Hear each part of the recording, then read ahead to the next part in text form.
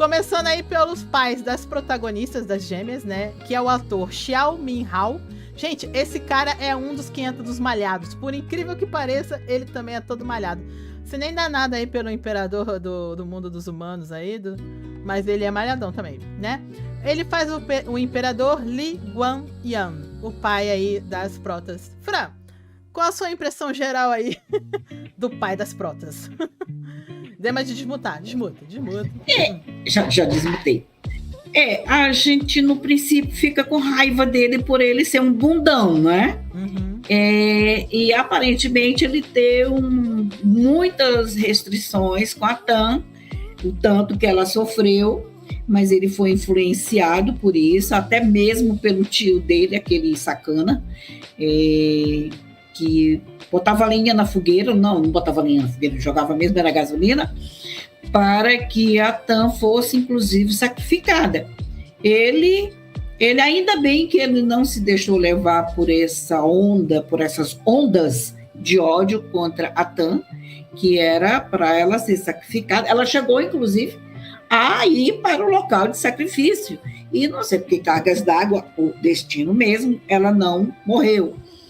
Por quê? Porque não era esse o papel dela no desenrolar do drama em si. Só que esse pai, você fica com raiva dele por ele ser bundão, por ele não defender, por ele demonstrar até uma certa restrição, uma completa restrição à filha, por ele, aspas, odiá-la e tudo mais. Só no final que você vai entender por que ele fazia isso. Que circunstâncias o levaram a se comportar dessa maneira? Até o ponto dele querer se sacrificar pela filha também, né? E no final das contas a gente vai perceber que esse foi um papel dele como pai de preservar. Muitas coisas ele fazia até mesmo no sentido de preservar a vida da Tan. Quando a gente tem um contexto, a gente entende. Aí entende, a gente... mas isso você vai entender só lá no final. Só lá no final, em que ele se revela, em que as coisas são colocadas em pratos limpos.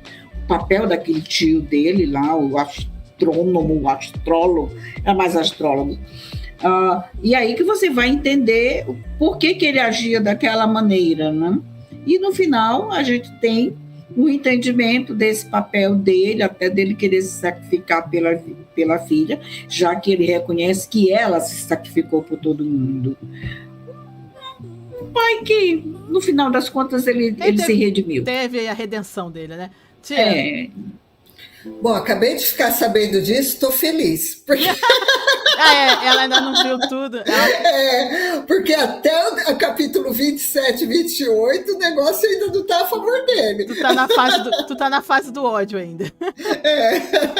Ok. A tia tá na fase do ódio. Solange, você, o que você acha aí? Vai, do nosso... amor e ódio, né? Aliás, ódio e amor, é o contrário. A gente começa odiando, depois acaba amando, depois eu vou aproveitar a oportunidade e acabo chipando ele com com a mãe do Chance. Gente, eu não vou porque eu perdi a opinião. Oxi, eu caí, não caí. Nossa, eu tô citando pra aqueles dois carinhos juntos. Oxi, total, real, oficial. Quem? Não apareceu, mas quem sabe? Mas eu acho que tinha tudo ali. Tinha tudo ali pra aquele casal vingar, não Estavam sempre juntos. Estavam sempre juntos, os dois. Você sabe que eu não posso perder a oportunidade de chipar, né?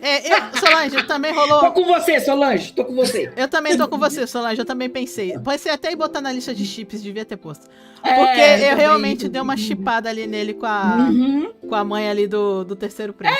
Você tá sozinho, eu também tô sozinho. Nós temos ali a mesma idade, temos filhos que vão casar. Temos interesses em comum, nada mais normal. Por que não pode rolar, né? Ela é uma mulher legal, ela é uma das melhores personagens. Gente, ela não tá na lista, a gente pode até falar dela agora. Ela é uma das melhores mães ali, realmente muito legal. Toda vez que ela quer bater nele é muito legal. E no final surpreendeu, né? Porque ela é muito passiva e no final ela que deu aquele desfecho maravilhoso. Ela é uma personagem... Desculpa, não vou falar.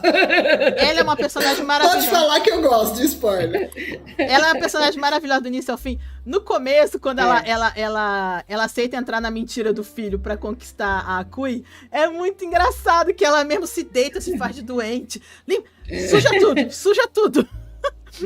Eu já, Tira tudo daqui, tira tudo eu daqui. já amei ela a partir daquela cena que ela. Tanto ela quanto a mãe do Império, né? São maravilhosas. Sim, as mães aqui são maravilhosas, graças a Deus. Mas a mãe do Império tá na lista, a gente fala dela mais pra frente.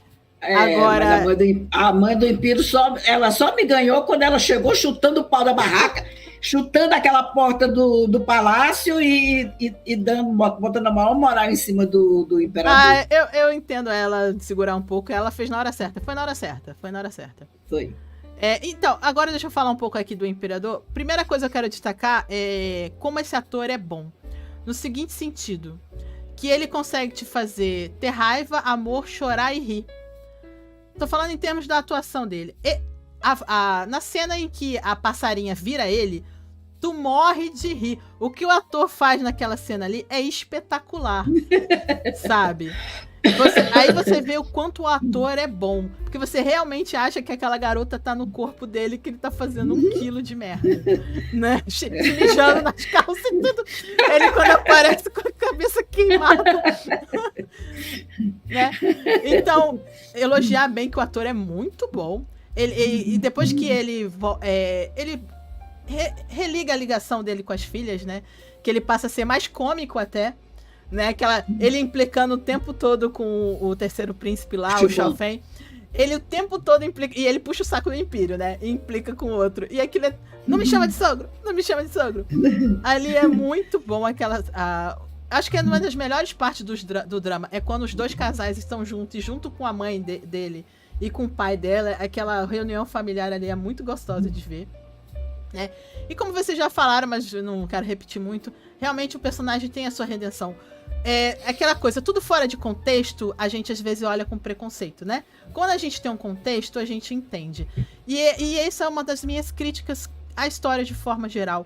Eu nunca acho que uma tribo humana poderia ser aliada de uma tribo celestial e de uma tribo demoníaca. Não tem coerência nisso. Tanto é incoerente que deixa ele numa posição de fraqueza. De não ter como lidar com essas pessoas, porque ele não tem força o suficiente pra enfrentar essa... Por isso que eu não entendo essa história, depois eu vou criticar mais pra frente, dessa aliança com o mundo dos humanos. Porque isso não é vantajoso pro céu, isso não é vantajoso pro vazio, e ele não está equiparado em poder a esses povos, certo? Então ele fica numa situação muito difícil, na qual ele tem que fazer tudo isso em relação às filhas e a tudo, porque não tem poder pra enfrentar essas forças que são muito maior do que ele.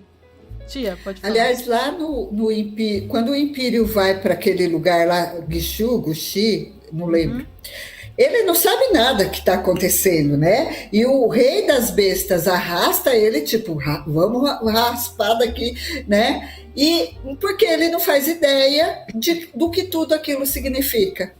Sim, é o que eu tô falando. Eu acho a história muito incoerente. Pode falar, Fran, pode falar. Se eu deixar para mais tarde, pode ser que eu não tenha mais oportunidade. Você falou que não entende por que o reino humano teria que fazer essa... Ou que o reino celestial... Não, é o contrário. Para o reino humano é extremamente vantajoso. Mas para o celestial não faz sentido. O seguinte, até porque as mulheres são humanas. Elas não vivem o que um eterno vive. Entendeu? Então, acontece o seguinte. Se você vai estudar mitologia, você vai encontrar em determinada parte da mitologia grega, mitologia egípcia, que os deuses, em determinado momento, eles vivem das oferendas, das preces dos humanos. Eles existem porque os humanos os criaram. Sim. Eles existem porque os humanos os alimentam essa força, essa egrégora. Aí você vê bem na mitologia grega que, em determinado momento, os humanos deixam de reverenciar os deuses. O que acontece? Os deuses ficam enfraquecidos, os deuses não têm poder, não têm moral, e aí o mundo começa a desabar. Isso também acontece, sabe aonde? Na mitologia hindu, em determinado momento, os humanos deixam de reverenciar, de fazer as oferendas aos deuses, e aí o mundo começa a desmoronar. Não é só o mundo físico, mas o mundo celestial, o mundo dos deuses.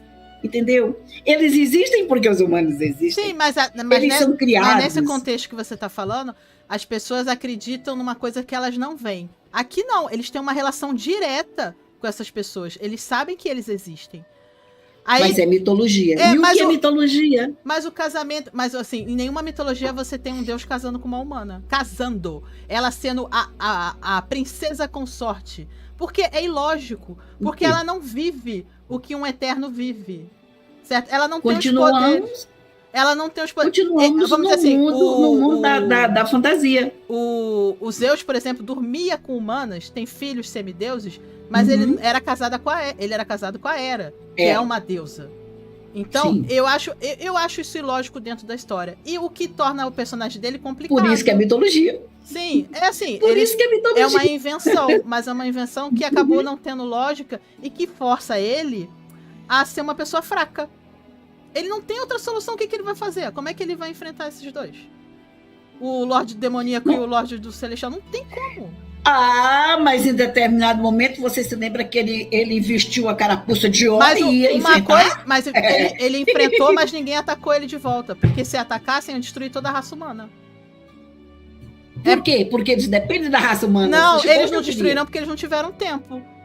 Porque eles criaram a pessoa... Mas a gente vai chegar lá. Não, nenhuma. Porque a Yatan tava lá com um superpoder que apareceu do nada pra proteger todo mundo. Aí é diferente.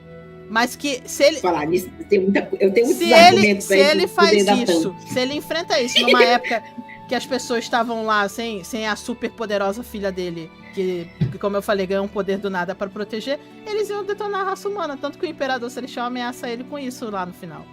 Pra elas se entregarem. Tanto que elas se entregam. Né? Então é muito difícil a gente... Ele era um salafrário. Não, a arma que ele tinha era exatamente fazer essa ameaça. O que eu tô falando que é muito difícil eu criticar ele como imperador, como pai, porque eu acho que ele fez o possível. Sim. Dentro dos poderes que ele tinha. Não se discute, né? Mas por que do humano? Por que os celestiais precisavam dos humanos? Por isso. Sim. Mas aqui essa relação é muito bizarra e que coloca ele nessa posição que ele tem que prejudicar as próprias filhas. Né? Não é uma relação de igualdade, porque a aliança, o Fran, aliança é igualdade. Sabe? Me diga uma coisa. Dentro do catolicismo, dentro da religião cristã ou judaica, quantos sacrifícios não foram feitos em nome de um Deus? De um Deus superior, criador? Sim, mas é o que eu tô falando. São entidades que você não conhece pessoalmente. É essa a diferença que eu acho, que eu vejo nessa situação. Quando a gente fala do sacrifício aos deuses gregos, essas pessoas não viam Zeus. Elas não tinham uma relação próxima com Zeus. O Zeus não era seu sogro. Sabe? Que é a relação dele aqui, é como se ele fosse sogro do Zeus, sabe? Pra mim é muito estranho isso. Não é uma pessoa que ele vai, vamos dizer assim, rezar, almejar, cortejar, porque é aquela coisa inalcançável. Não, o cara é sogro dele, sabe? Então é muito esquisito. Pra mim é esquisito, sabe? Eu tô falando assim, o que eu acho. E por isso eu entendo a posição dele, ele não tinha o que fazer. Porque ele tá numa aliança que ele é o inferior dos inferiores. Certo? Que ele não tem poder. E eu acho que ele tá tão certo em fazer o que ele faz, que ele prioriza a vida de todos. Tá? Ele, em detrimento das filhas. Ele prioriza o bem. Ele, como imperador, ele é um ótimo imperador, que ele tá sempre priorizando o bem geral da nação. Mesmo que isso... mesmo que ele tenha que usar as filhas dele pra conseguir essa paz. Sabe? Essa igualdade, vamos dizer assim. Então eu vejo ele com bons olhos, do início ao fim. Eu sabia que ia revelar com o tempo que ele tinha um motivo pra fazer o que ele faz. Sabe? A história meio que já te dá essas pistas, né? Da questão da árvore, do impuro, da pura, né? Dele ali tendo que controlar aquela situação. Eu sempre tive pena dele desde o início, porque eu achava muito que ele tava sempre nessa relação de desvantagem. E que ele, como imperador, ele tá fazendo o que era possível pra ele manter a paz ali entre os reinos. Então eu gosto. E é aquilo que eu falei, eu acho o ator incrível. Vamos dizer assim, nas cenas que ele... Tanto quando ele faz a comédia, o drama, eu acho que ele mandou muito bem. Vamos lá. Deixa eu ver aqui o comentário do pessoal. Pessoal falando que vai montar o grupo. Vamos montar o grupo pra gente brigar aí por Ashes of Love e Moon Lovers. Cristiane, eu gostei muito do pai das protas. No início achava que ele era um rançoso, mas no fim não era. Pois é que eu falo, o contexto ajudou muito a gente a compreender o que ele estava fazendo. E pra mim, eu tive esse boa vontade com ele desde o início, que eu achava que ele tava numa aliança em que ele tava totalmente em desvantagem. Foi o que eu expliquei aqui. A Alessandra, o imperador, o tio sem coração, depois melhorou. Gente, ele sempre teve coração, é que ele não tem poder, né? Larissa, eu só fui gostar dele quando vi que, independente de elas serem as flores e que iriam atacar, ele iria defender elas. Ali me tocou o coração. Ali no final já tá todo mundo tacando foda-se, porque tá um partindo... A aliança acabou, né? Tá todo mundo um partindo pra cima do outro. No momento que a aliança acaba, você vê que um parte pra cima do outro e realmente ali no final ele mostra e... Ele não só vai defender as filhas, porque ele realmente tomou uma posição de defender as filhas, mas porque ele realmente já tá sendo ameaçado de forma direta. Então ele tem que tomar alguma posição, por mais que possa dar muito ruim pra toda a raça humana, no caso. Girlane, meu primeiro drama foi Indomável. Esse outro da Fênix assisti há muito tempo. Larissa, aí ó, também shippei, Solange. Ela falando que todo mundo shippou, então, aqui o Imperador com a mãe. com a outra mãe boazinha. A Cristiane falando que shippou também. Ixi, todo mundo shippou. Ih, Girlane também shippou. Ih, acho que rolou um ship geral, hein? O Imperador e a Consorte do Vazio. Ixi, tava sabendo que esse ship tava forte assim, não. Fran, a Etana morreu na infância porque ela encontrou o príncipe das bestas que fugiu de casa. Sim, aí ele explicando o que aconteceu. Que é o príncipe das bestas que salvou ela. E além de tudo, ele deu a passarinho, né, pra ela. Pra proteger ela depois. Eu lembro que ela fala isso, né? Que foi um presente do menino lobo lá, né? Do príncipe lobo. Ai. As mães merecem um troféu? Sim, as mães nesse drama até que são maravilhosas mesmo. Cristiane, esse ator bom na comédia também, eu adorei. Sim, ele é muito bom em tudo. Muito bom em tudo mesmo. Larissa, é exatamente nisso que eu tava pensando. Exatamente o que a Fran falou. Larissa, aí vem o caos que eles falaram que ocorreu no passado. Não acho estranho porque a história me mostrou que fazia sentido. Eu acho que não faz sentido. Eu não consigo ver esse sentido. Eu tava falando isso com a tia. Eu não consigo ver esse sentido. Porque em Eternal Love, em Ashes of Love, você nunca tem a relação dos deuses com os humanos. Porque isso é improvável, é impossível. E é pregado em Eternal Love, tanto que dá todo o rolo com a Sussu, porque não é possível. Por causa da questão do poder e da questão do tempo que se vive. E aqui eles jogam isso, e eu acho que eles jogam e não explicam de onde que veio essa aliança. Você não entende muitas hierarquias de poder aqui dentro dessa história, sabe? É que a Fran falou, eu acho que as coisas têm que ser explicadas dentro do drama. Tudo bem que tem a mitologia, que tem não sei o quê, mas aqui não se explica. Joga-se isso e você lide com isso, sabe? Eu acho que o drama não explicou bem as estruturas de poder. O porquê dessa aliança, o porquê que o Imperador Celestial e o Imperador do Vazio aceitaram essa aliança. A gente só vê pelo lado do Imperador aqui, que ele busca essa aliança para não ser atacado por essas pessoas. E o contrário.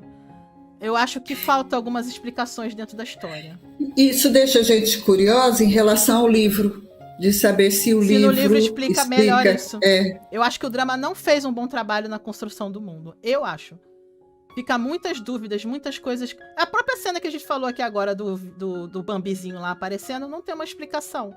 E o drama faz muito isso, coisas que não tem explicação. Sabe? Quer ver por que eu falo isso, ô Fran? Já que a gente tá falando desse assunto, eu vou falar disso. A gente tem o Reino das Bestas, certo? Tem o Príncipe Lobo. Por que eles não são da Aliança? Se eles são muito mais fortes que os humanos. A aliança é entre os três, certo? Celestiais, o Vazio e os seres humanos. Por que é uma aliança de 3 e não de 4? Por que as bestas estão fora da aliança? Ninguém explica. E eles são muito mais poderosos do que os humanos. Certo? Então o mundo é mal construído nesse sentido. Porque as ligações de hierarquia são incompreensíveis e não lógicas. O que não acontece em Eternal. Mas uma questão de guerra, se acontecesse uma guerra, o reino das bestas iriam estar do lado do Império Celestial e não do Vazio. Sim, mas aí? Mas por quê? Se não tem uma aliança? Por que eles não tiveram direito a essa aliança? Por que não ofereceram um casamento do filho dele com a princesa celestial? Por que já não tem... Sabe? O mundo não é... Por que ele não... É uma aliança de 3 mundos e não 4 mundos? Se a gente tem um outro reino. Sabe? Mas no final nós vamos ter um casamento, né? Sim, mas porque eles se apaixonaram. mas não por uma questão de aliança que deveria existir. Não. Politicamente, não. Politicamente eles estão ali pairando no nada. Por quê? Sabe? Então, é isso que eu tava conversando com a tia. É mal construído em termos de estrutura política. E a mãe do Império? Ela é de quem? Ela é de um clã. Então, aí também ficou meio perdido ali. Ela não é do reino celestial, Sim. ela é de um clã. Então, de um clã para uma possível aliança também. Em Estes, as estruturas são mais explicadas. E aí você tem um fôlego, que isso não fica claro, eu não sei se a escritora trouxe isso, mas não fica claro o fôlego de Estes até Starry e o que mudou nas relações. Porque lá em Estes, quando a Jimmy e o Shufan vão para a Terra, não existe essa relação com a Terra, né? Eles vão para viver a própria experiência, mas eles não têm uma relação de deuses com os humanos. Isso que eu falei, né? Isso, não tem não tem esse conhecimento de ser seu sogro, é o que eu falei. E aí o que acontece? Tem alguma coisa, alguma lacuna aí, porque você tem, de uma certa forma, o mesmo reino celestial, porque o reino de Estes é o reino de Starry, né? Você tem o mesmo reino celestial e tem alguma coisa que a gente não tem explicado. Então, a gente tem a possibilidade de eles terem cortado também no drama, né? É que a Fran falou, não sei se no livro é melhor explicado, mas no drama... Não, mas cortado durante se foi gravado. Não, a gente não sabe direito se esse drama foi editado. Tem os 40 episódios, se foi gravado mais, a gente não sabe. A Naira falando aqui, a Naira falando, esse foi o motivo que eu não gostei do drama, a falta de explicação para algumas situações. Naira, é o meu problema com o drama mesmo que eu tô questionando aqui. Gente, e não precisa de muito, por exemplo, Eternal Love não é aquela explicação bíblica, teórica. Eternal Love consegue mostrar a estrutura do mundo sem explicar nada. Ele começa com Muyan, com a guerra dos deuses contra os demônios, né, contra o pessoal do fantasma. Você já entende que aqueles dois povos são inimigos. Você tem... já te fala que o pessoal que é da tribo ali das raposas, que é da Baikian, eles são o pessoal que fica em cima do muro, né? Não estão aliados nem a um lado nem ao outro, certo? Eles te explicam aquilo de maneira natural, orgânica. E você entende aquelas relações de maneira orgânica e na hora. Você entende, aqui os celestiais contra o pessoal dos fantasmas, o pessoal da floresta, que são os animais, são os neutros. Ninguém é aliado de ninguém, você tem ali uma inimizade, o Muyan vai lutar ali com o Lorde Fantasma. Ok, você entende as estruturas e ela faz sentido. Entendeu, Fran? O que eu tô falando é que aqui as estruturas não fazem sentido. Em termos lógicos. E ninguém te apresenta um motivo pra isso. Sabe? É jogado assim, aceite. E são coisas fáceis de explicar. Eternal Love, é por isso que eu acho Eternal Love uma obra-prima. Ele não perde o tempo explicando, mas ele te explica na situação do drama. Quando ele tá contando a história. Aí você vai ter a própria Bai, ela é uma raposa, então ela é do reino animal. E vai se casar com quem? Com o reino celestial. A aliança. Porque aí faz sentido. Eternal Love faz sentido são porque 8 reinos. Faz sentido porque, como ele é um clã neutro, é lógico que ele vai querer casar uma pessoa celestial com o pessoal da floresta. Porque ele quer aquele clã do lado dele. Faz sentido politicamente falando, Fran. Entendeu? Faz todo sentido. É isso que eu tô falando. O que o rei celestial vai fazer? Vou fazer o meu futuro imperador celestial ser noivo de um clã que ainda não tomou um lado. É lógico. Né? Politicamente faz sentido, sabe? Agora não faz sentido o Imperador Celestial casar o filho dele, que é o herdeiro dele, com um clã humano que é muito mais fraco e que já é aliado dele, sabe? É isso? Que na verdade a essência das duas irmãs não é humana, né? Mas ninguém sabe disso. Nem elas sabem. Pensa por esse lado. Mas ninguém sabe. Por que seria? Ninguém sabe. Sim, não sabe teoricamente. Bom, nós só no final que vão ficar sabendo que, na verdade, as duas porque se ele soubesse, não são humanas. Se ele soubesse, aí que ele não deixava mesmo. As duas, na verdade, não são humanas. A essência delas não é humana. Fala, tia. Em Eternal Love, você tem 8 reinos. Né? Eles não falam muito desses 8 reinos, mas você tem aquele reino daqueles peixes lá, né? O reino dos peixes, tem uma peixa lá que está interessada no Yehuá. Você tem o reino das raposas, tem o reino demoníaco, quer dizer, você tem vários reinos. Serpentes. Serpentes. O reino das serpentes. Em Ashes of Love, você tem também vários reinos que não são contados, mas tem reinos, porque você tem o reino das flores, que é o reino das Jimi, a cobra verde, ela vem de um outro reino, que não é o reino da Jimi, e não então é um terceiro reino. Aquele demônio também, um demônio com que eles lutam, vem de algum outro lugar. Então você tem outros reinos, mas tanto em Ashes como em Eternal, principalmente em Eternal, o reino mortal, em Eternal ele protege. Yehuá vai para a Terra para proteger, porque um ser feriu a regra na Terra, que é o tigre, que não podia ir para a Terra, e se uniu a uma mulher que ele não podia se unir. Né? O tigre lá, o demônio tigre vai para a Terra e Yehuá vai tirar ele de lá, porque eles não podiam ferir a Terra. A Terra é um lugar à parte. Em Ashes of Love, o Shufan vai para viver uma experiência dele. Mesma coisa, a Terra é parte. A Terra é a parte. Agora, aqui nesse, existe uma aliança direta, mas não explica essa aliança direta nesse contexto. Em Poesia do Amor Milenar, você tem um momento que tem os deuses e não existe a relação dos mortais. Quando os deuses caem, aí vai ter relação de imortal e mortais. Explica. Aqui não fica no ar, sabe? Aqui ficou no ar. Peraí, meninas, vocês se lembram que em determinado momento o pai explica por que fez a aliança? Porque uma filha, a aliança foi com o reino celestial e a outra é isso com que o eu tô reino falando. Ele explica porque ele não quer ser atacado pelos dois reinos. Isso, mas tudo bem. É o que eu tô falando, da parte dele eu entendo total.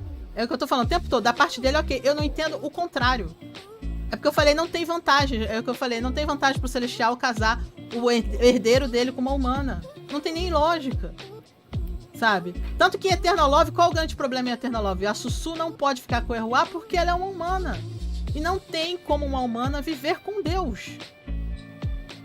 Certo? E isso é assim em todos os dramas que trabalham essa estrutura. E isso sempre é um problema. Por que aqui não é um problema? Sabe? Aí eu volto àquilo que eu disse. A essência da Sussu não é humana, nós sabemos que ela é uma raposa. Mas as pessoas não sabem ela é uma disso. divindade. As pessoas não sabem A mesma disso. coisa vai acontecer aí com as Mas duas não, aqui flores. as pessoas escolheram isso. Não faz lógica. Ô, Fran, não faz lógica. Sabe? Não tem lógica. Eu não assisti até o final. Por acaso, agora uma pergunta, pode me dar spoilers. Por acaso a mulher, a mãe das gêmeas, era uma deusa? Não. Humana. Humana. Tá. Humana. Elas só são especiais porque as flores entraram nos bebês. No momento do parto. No Só. momento do parto, as flores entraram. É só isso. Entendeu? Senão elas seriam humanas Pela conjunção normais. estelar, aquele momento, as flores entraram nas crianças. Agora, uma coisa que o pessoal tá perguntando aqui, e realmente, a gente vê no final, você não viu ainda, tia. Mas aqui, ó, o pessoal tá falando, ó, o Gervásio perguntou, olha aqui, ó, deixa eu ver aqui. Ó, hoje, meninas, esclareça uma coisa pra mim. O reino lá onde o buraco negro parece o reino das flores da Jimin? Parece. Principalmente quando eles replantam ele no final. Parece o reino das fadas das flores. O reino que nasce as flores gêmeas, que volta depois a resistir, lembra muito o reino das fadas das flores. O reino da Jimin. Principalmente no final, quando eles replantam para trazer elas à vida, tem as montanhas, os lagos. Quando deixa de ser aquele lugar feio que tá só pedra e deserto, volta a ter vida, lembra total o reino da Jimin. Sabe? Lembra bastante, sim. Lembra o clã das plantas que não existe e que Nyashis tem. Então, esse clã que é o tal do clã que é destruído pelos Celestiais e pelo todo mundo ali, parece muito o clã das plantas da Jimin. Isso ficou na minha cabeça também, realmente lembra. Que é um dos clãs que tá faltando aqui nessa história, que é o pessoal das plantas. Você tem os animais, mas você não tem as plantas. Que seriam esse reino que foi destruído. Realmente parece. Olha lá, a Cristiane tá concordando. Realmente aquele reino lá da árvore milenar parece a terra da Jimin. Mesmo. Parece muito, principalmente no final, no último episódio, quando eles replantam tudo. Lembra muito até o lugar que a Jimin encontra o Chufan lá do lado de fora, na hora que ele não consegue enxergar ela. Sabe? Lembra bastante mesmo. Tem essa lembrança também. Gente, vamos continuar falando dos personagens que a gente viajou aqui na história. Não, mas é um questionamento, sabe? Eu gosto do drama, mas depois a gente conversa mais no final sobre isso. Mas eu tenho essas ressalvas em relação a ele. Vamos lá, vamos passar pro próximo personagem.